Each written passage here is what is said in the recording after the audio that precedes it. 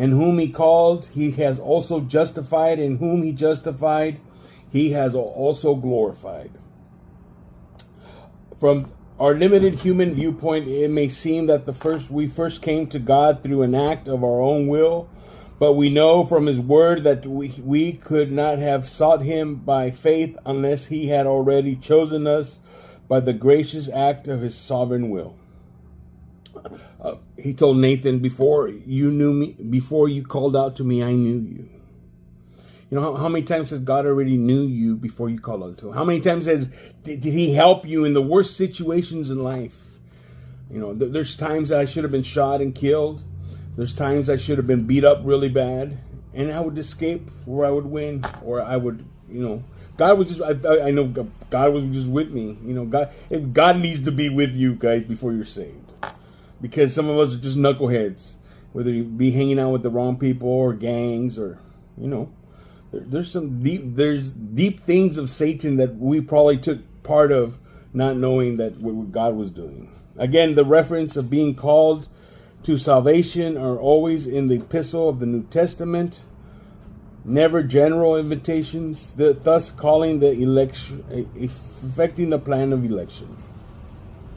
You know, one of the great things that we learn is the doctrine of election. It is clearly taught throughout the New Testament. Another thing, there's many verses here about election. God called you.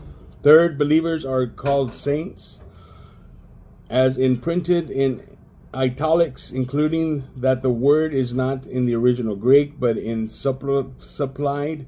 It seems that a better rendition would be a comma in place as taking beloved or saints are related but in distinct blessings of believers. Saints is from hagos, which is the basic meaning of being set apart. In the Old Testament, many things and people were divinely set apart by God for his own purposes. The tabernacle, the temple, and all its furnishings, supremely the Ark of the Covenant and the Holy of Holies, the priesthood, the entire nation of Israel was set apart as his people. The tithes and offerings of the people of Israel consisted of money and other gifts specially set apart for God.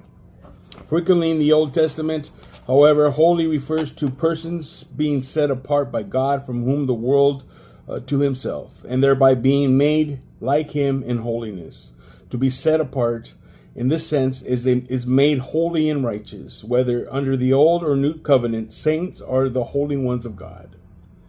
Under the new covenant, however, such things as the temple, priesthood, ark, tithes no longer exist.